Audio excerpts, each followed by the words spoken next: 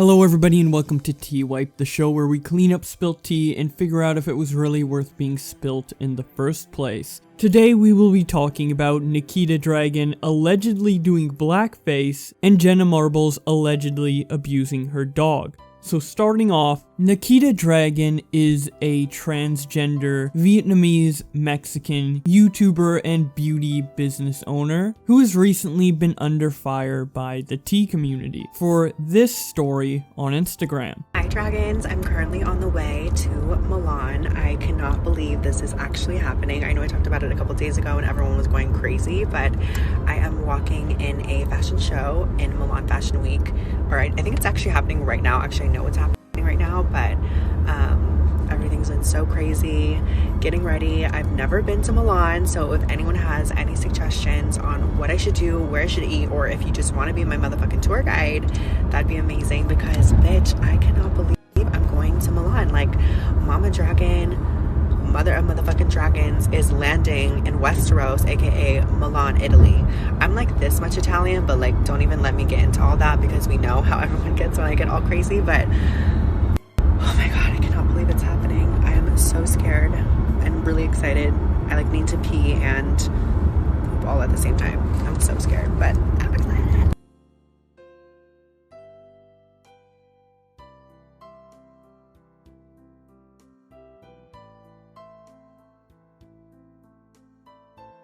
God, look how orange you fucking look, girl.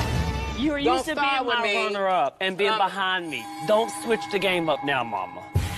The criticism here is that she's using a filter which makes her skin look darker, borderline black, and that she's using a headscarf which is disrespectful to black culture. Nikita goes on to clarify some of this controversy by explaining that she was wearing a headscarf in order to help keep her wig intact while she travels, and that the filter she used while recording that Instagram story just happened to make her skin look a lot darker. There's also been a lot of times in the past where image editing or image filters end up making her skin look a lot darker than it actually is. Probably due to the fact that with her being Vietnamese and Mexican, she already has a darker complexion, and the image enhancing effects just happen to make that dark skin tone even more prominent. So people are claiming that Nikita intentionally made her skin darker and wore this headscarf in order to disrespect black people, maybe send some sort of low-key signal that she indeed dislikes black people and their culture, which is just, think about this logically for a second. Racism typically happens in areas of the US that are more rural and have a more strict culture that is based upon the horrible history of black people in America. But Nikita is someone who is a social media star, who is a huge advocate and icon for LGBTQ+ people, and lives in the very progressive city of LA, and is not only a minority by race in the country, but also a minority in the sense that she is transgender, and most people just aren't transgender. I don't know how she could ever have the legitimate opinion of black people somehow being less important in any way. Obviously, I can't see into Nikita's mind, but it just makes absolutely no sense how she could even be conditioned to be racist when you take her background into account.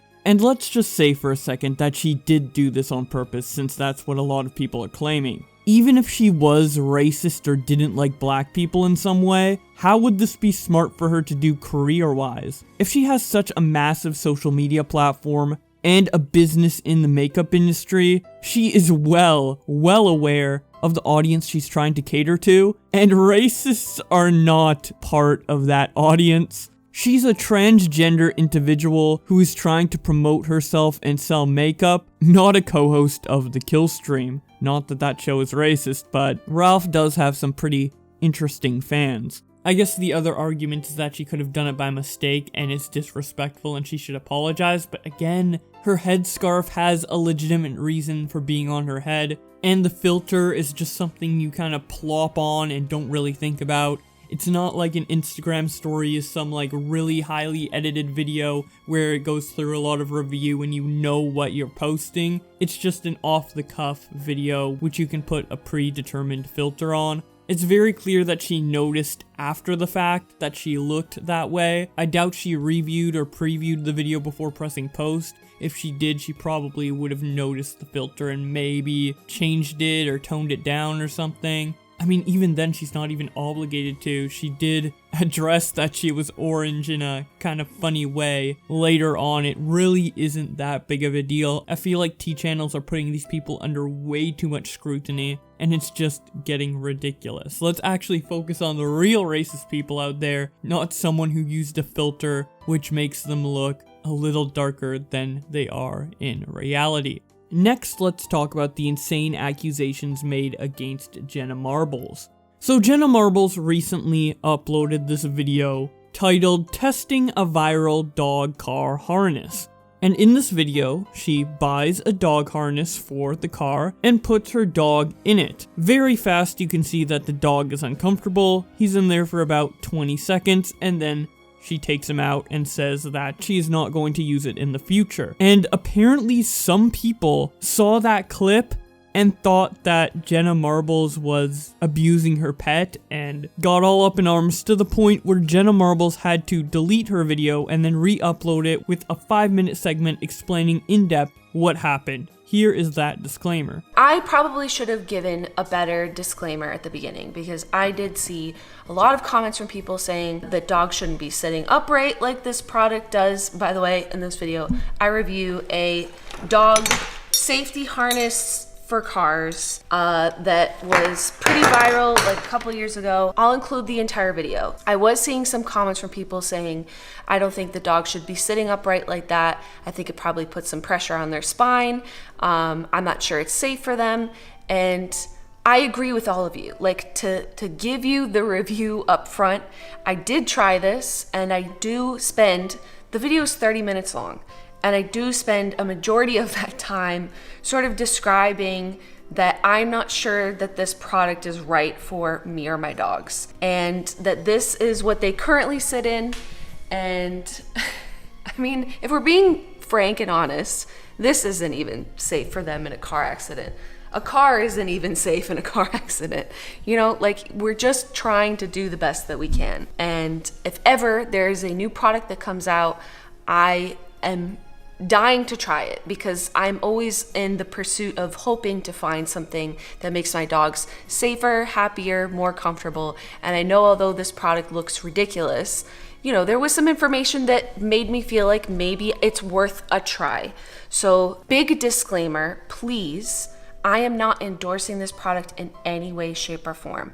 I already decided along the video that maybe for like a fun, putting the backpack straps on and carrying Peachy around for a little bit, maybe this is okay, but that this is not a product that I will be using ever again, probably for my dogs. I'm not telling anybody else what to do, and I promise you there is about 30 seconds in this video, I think. How long is 20 seconds? 20 seconds maybe. We drove like up the street, and that's how long they were in their harnesses for. And out of context, I understand that clip was like, maybe they're a little stressed out, okay, but please believe that I would never put my dogs in a stressful situation for any extended amount of time. Like, that is not what I'm trying to do. As you can tell in that clip, Jenna Marbles is clearly not a dog abuser, but on top of that, she cares actually a lot about her pets, and she's bringing up things and talking about them in ways that I don't even think most dog owners who love their pets would do or think about. I know I wouldn't be thinking about those things, but I don't have a pet, so maybe I shouldn't be a pet owner. But regardless of that, the fact that she got any backlash whatsoever and that she felt the need to re-upload her video with this disclaimer is just so ridiculous. Part of the reason why I started the series T-Wipe is that I feel like content creators are getting way too over-critiqued now. Before, commentary and like exposed videos were a common thing on YouTube, like pre-2016.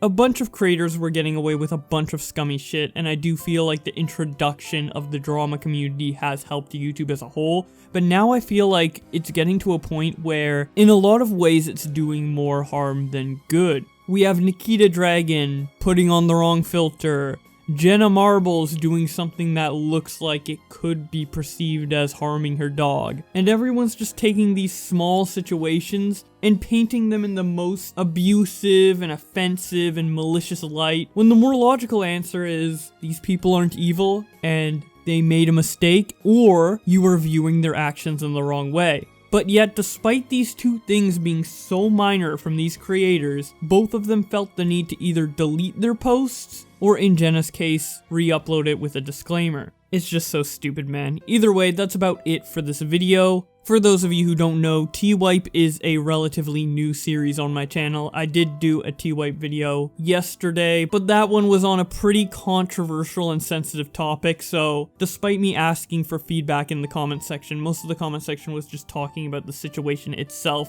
which honestly I kind of expected. I didn't intend the first episode of T-Wipe to be on something so serious, and because of that, a lot of people thought the music in the background was kind of a mismatch for what I was talking about, which I slightly agree with, but they didn't know that I was kind of setting that music up to be continuously used within the series. I would like to have some feedback on it. Now that you've seen the format in this context, what do you think about the series? How can I improve it? What are your overall thoughts? I would love to hear it in the comment section below so I can adapt and improve this series going forward. Anyways, if you enjoyed it, be sure to subscribe, follow my Twitter if you haven't already, and thank you so much to my channel members for supporting the channel, especially Josh Pescator, who has donated $30 a month. He has a pretty cool news channel if you'd like to check it out. With all that being said, thank you so much for watching, and I will see you in another video.